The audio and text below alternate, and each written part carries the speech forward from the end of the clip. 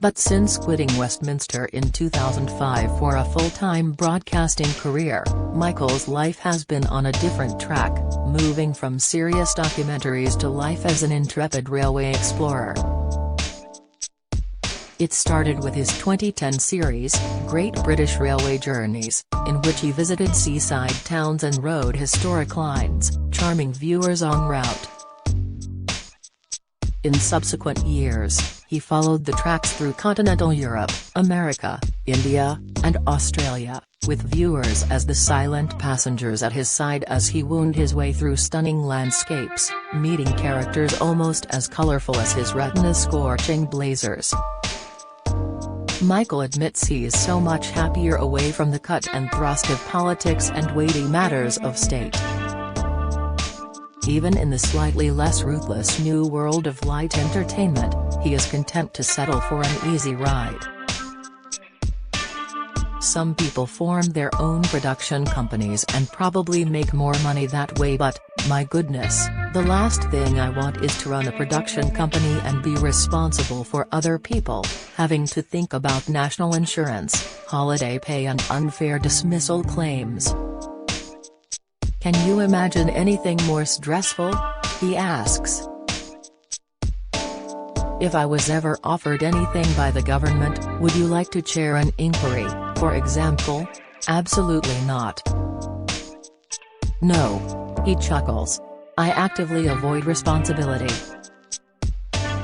What he does embrace, as he approaches his 70th birthday, is an increasing reflection on the meaning of life. It's the catalyst for his latest 4-part travelogue, The Pyrenees with Michael Portillo, in which he alights from his usual train transport and treks through sections of the mountain range along the borders of France and Spain. The idea was that he would meet local people who are preserving traditional cultures while musing on the metaphorical paths I haven't taken in life. It was intended to be entirely whimsical until Russia invaded Ukraine in February, just before filming began, creating Europe's biggest refugee crisis since the Second World War as 6 million people, mainly women and children, fled their homeland. We were shocked the country had been overrun in this way, says Michael.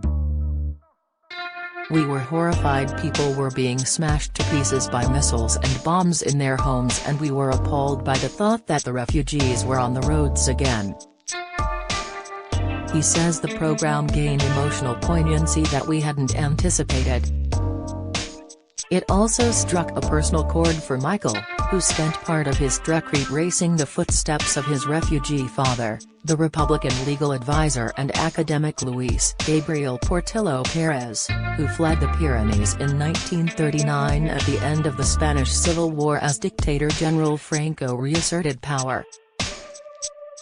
Luis, a devout Catholic and supporter of the political left, later resettled in Britain where he met and married Michael's mother, Cora. They had 5 sons including Michael. Walking the path that presumably he walked, I was confronted with my father's despair at that time because everything he fought for in the war, the system of government and way of life, had all collapsed behind him, Michael says. He had been removed from his job, was going into exile, was separated from his family and might never set foot in his own country again. Things seemed irredeemably bleak because he had no idea what would happen to him next in life. Michael was surprised to feel emotionally ambushed by the experience as he set off from the village of Lavahole in the Catalonian Pyrenees. I didn't really understand how much there was to empathize about in that experience, he explains. Like many survivors of war from that generation, Luis buried the pain of his suffering deep. I did talk to my father, but he was clearly reluctant, Michael says. He fought on the front at one time, although he refused to carry a weapon, and he got very ill. It was a kidney infection. He said to me, I don't want to talk about this because it was so unpleasant and I was so ill and the details are so nasty. I just don't want to go back to any of that." By contrast, his life was dominated by experience. He always talked about the politics of Spain and how it had been ruined by General Franco. It was a funny contrast, an obsession with the result of the Civil War but a reluctance to talk about the detail of what happened during it.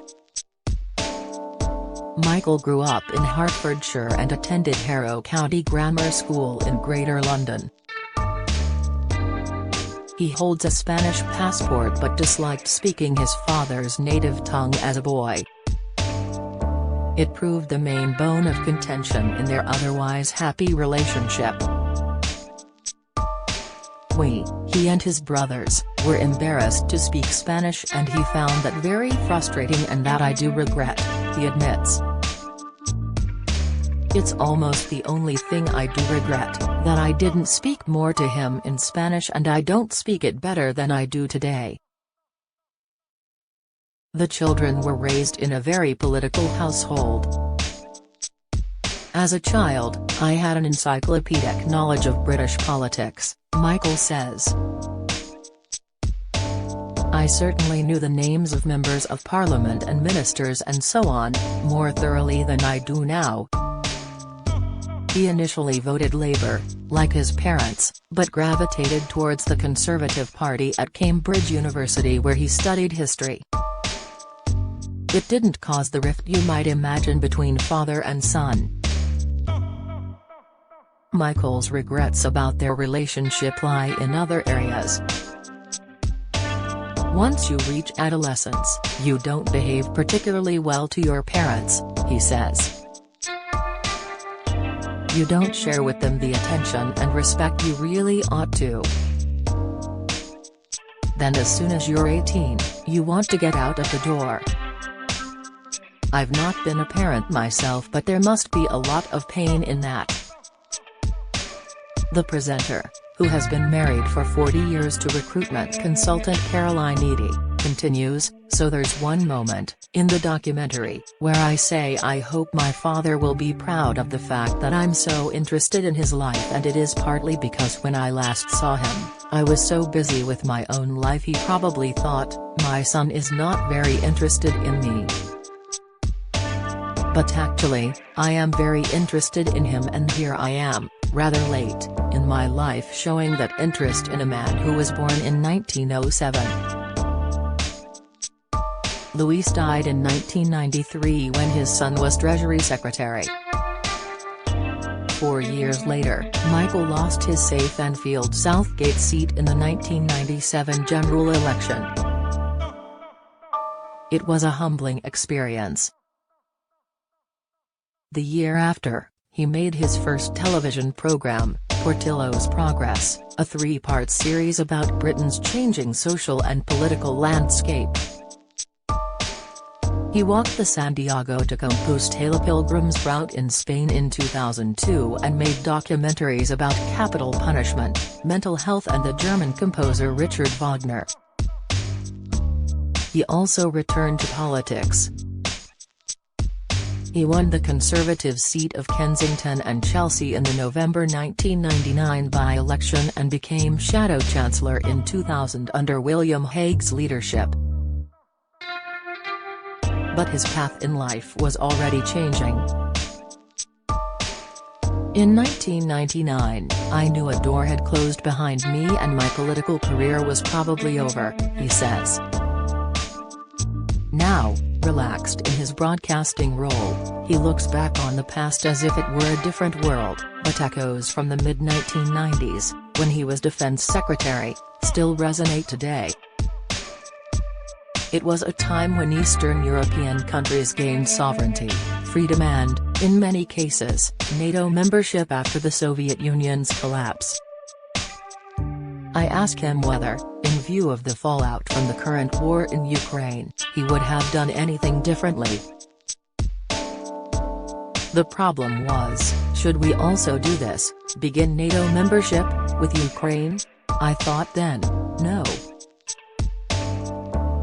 To bring Ukraine into NATO and the European Union will be too much humiliation, too much of a provocation to Russia. I remember thinking that explicitly. But did it hint to Russia that we regarded Ukraine as some kind of colony that it was welcome to walk back into? Did we, by not welcoming Ukraine into NATO, in some way, unintentionally wink at Russia? I hope not, but that question is left at the end.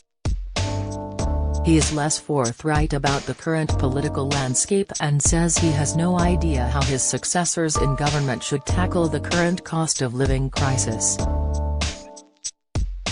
We're in a horrendous position, he admits. Finding solutions to it will be immensely difficult. I don't envy the politicians.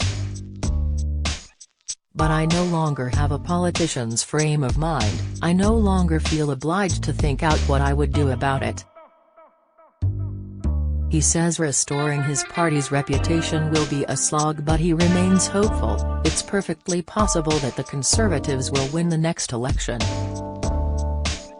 But he won't be drawn on whether that would be more likely under Liz Truss or Rishi Sunak.